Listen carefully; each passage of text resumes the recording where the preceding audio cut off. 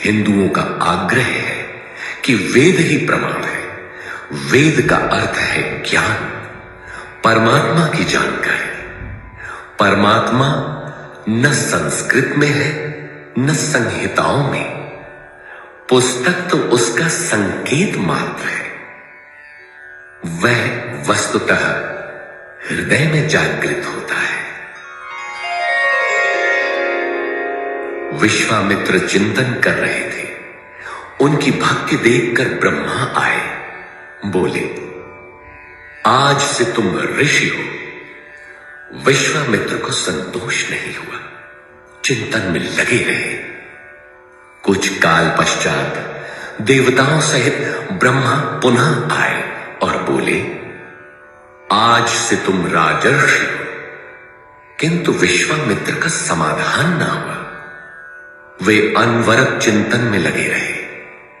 ब्रह्मा दैवी संपदाओं के साथ पुनः आए और बताया कि आज से तुम महर्षि हुए। विश्वामित्र ने कहा, नहीं, मुझे जितेंद्रिय ब्रह्मर्षि कहे। ब्रह्मा ने कहा, अभी तुम जितेंद्रिय नहीं हो। विश्वामित्र पुनः तपस्या में लग गए।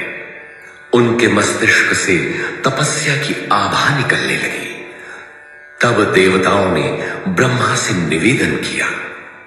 ब्रह्मा उसी प्रकार विश्वामित्र से बोले, अब तुम ब्रह्मर्षि हो। विश्वामित्र ने कहा, यदि मैं ब्रह्मर्षि हूं तो वेद हमारा वरण करे।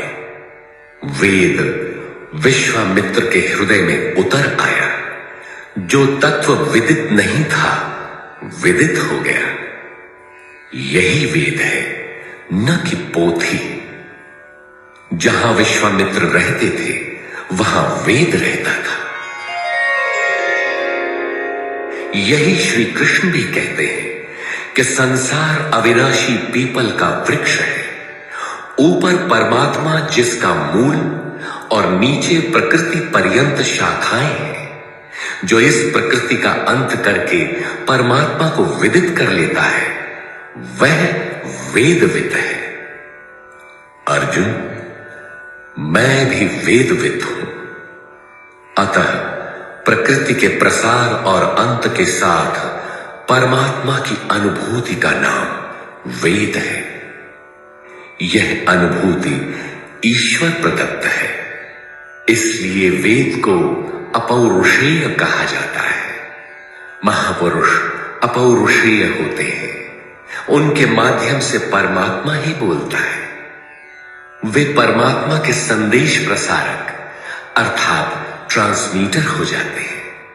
केवल शब्द ज्ञान के आधार पर उनकी वाणी में निहित यथार्थ को परखा नहीं जा सकता। उन्हें वही जान पाता है जिसने क्रियात्मक पथ से चलकर इस अपौरुषेय स्थिति को पाया हो, जिसका पुरुष अर्थात अहं परमात्मा में विलीन हो चुका हो। वस्तुतः वेद अपौरुषेय है, किंतु बोलने वाले 100-150 महापुरुष ही थे। उन्हीं की वाणी का संकलन वेद कहलाता है। किंतु जब शास्त्र लिखने में आ जाता है तो सामाजिक व्यवस्था के नियम भी उसके साथ लिख दिए जाते हैं। महापुरुष के नाम पर जनता उनका भी पालन करने लगती है, यद्यपि धर्म से उनका दूर का भी संबंध नहीं रहता।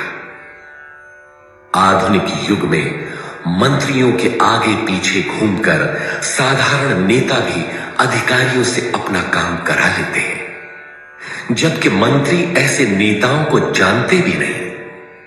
इसी प्रकार सामाजिक व्यवस्थाकार महापुरुष की ओट में जीने खाने की व्यवस्था भी ग्रंथों में लिपिबद्ध कर देते हैं। उनका सामाजिक उपयोग तत्सामयिक ही होता है। वेदों के संबंध में भी यही है। वेद के 2 भाग हैं, कर्मकांड और ज्ञान कांड। कर्मकांड समाज शास्त्र है, जैसे वास्तुशास्त्र, आयुर्वेद, धनुर्वेद, गंधर्व वेद इत्यादि। ज्ञान कांड उपनिषद है। उनका भी मूल योगेश्वर श्री कृष्ण की प्रथम वाणी गीता है।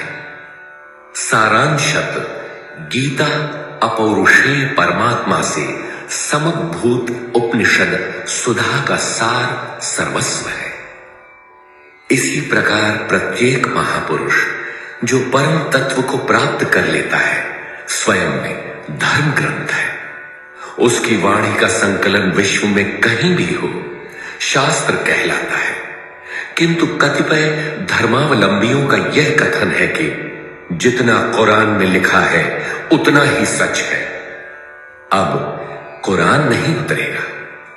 ईसा मसीह पर विश्वास किए बिना स्वर्ग नहीं मिल सकता। वह ईश्वर का इकलौता बेटा था। अब ऐसा महापुरुष नहीं हो सकता। उनकी रूढ़िवादिता है। यदि उसी तत्व को साक्षात कर लिया जाए तो वही बात फिर होगी।